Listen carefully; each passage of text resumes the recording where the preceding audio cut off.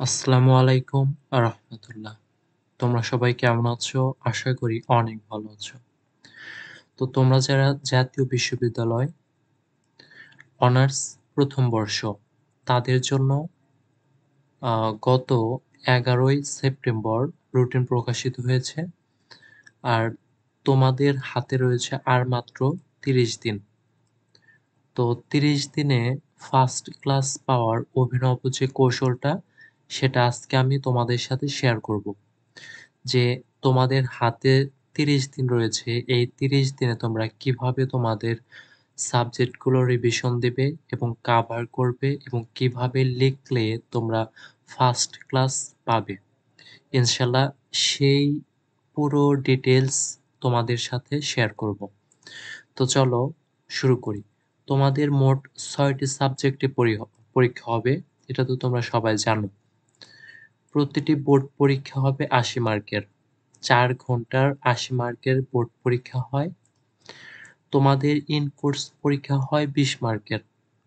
তো তোমরা যেহেতু ইন কোর্স দিয়েছো তাহলে ইন কোর্সের ২০ মার্ক হয়। আর বোর্ড পরীক্ষা হবে ৮০ মার্কের। তোমাদের ফার্স্ট ক্লাস পাওয়ার জন্য বোর্ড পরীক্ষা এবং ইন কোর্স পরীক্ষা মিলে তোমাকে অবশ্যই প্রতিটি সাবজেক্টে ৬০ নম্বর করে পেতে হবে। মানে তোমার বোর্ড পরীক্ষা হবে ৮০ মার্কের, ইন কোর্স পরীক্ষা হয়েছে ২০ মার্কের। ১০০ মার্কের ভিতর তোমাকে ৬০ পেলেই ফার্স্ট ক্লাস আসবে।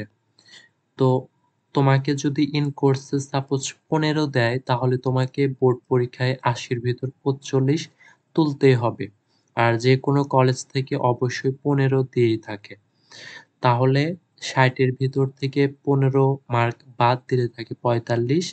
তাহলে এই ৮০ মার্কে যে তোমার বোর্ড পরীক্ষা সেই ৮০ এর ভিতর যদি তুমি ৪৫ পাও তাহলে তুমি ফার্স্ট ক্লাস পাবে। আর তোমাকে ৮০ এর ভিতর সর্বনিম্ন ৫০ মানে ৫০ মার্ক অবশ্যই পেতে হবে। এটা তোমাকে মানে করতে হবে, ফিক্সড করতে হবে যাতে আমি ৮০ এর ভিতর ৫০ মার্ক তুলতে পারি। তো তোমাকে এই ৬০ নম্বর পাওয়ার জন্য যা করতে হবে, এবার আমরা সেটি আলোচনা করব। যে আসলে কিভাবে তুমি পড়বে, কোনগুলো পড়বে সেগুলো। তোমাদের মোট সাবজেক্ট হচ্ছে ৬ টি। তো ৬ টি সাবজেক্টেরই ১ নাম্বার হচ্ছে তোমাদের ক বিভাগ রয়েছে, খ বিভাগ রয়েছে এবং গ বিভাগ রয়েছে। ক বিভাগের জন্য যেটি করবে, ক বিভাগের জন্য ২০০০ প্রতিটা সাবজেক্টেরই। ক বিভাগের জন্য ২০১৪ থেকে ২০২১ সাল পর্যন্ত সবগুলো বোর্ড প্রশ্নগুলো পড়তে হবে। মানে শুধুমাত্র ক বিভাগের জন্য তোমরা যদি প্রতিটা সাবজেক্টের ২০১৪ থেকে ২১ সাল পর্যন্ত সবগুলো বোর্ড প্রশ্নগুলো পড়ো, ইনশাআল্লাহ এখান থেকেই 100% কমন পড়বে। আর খ বিভাগের জন্য তোমাকে সাজেশন থেকে প্রতিটি সাবজেক্টের 95%, 99% এবং 7 স্টার মার্ক করা প্রশ্নগুলো পড়তে হবে। তো অনেক সাজেশনে থাকে কি যে 99% মার্ক করা, আবার কতগুলো সাজেশনে থাকে 7 স্টার মার্ক করা। তো যেটিতে 7 স্টার মার্ক করা হয়েছে 7 স্টার তো পড়বেই।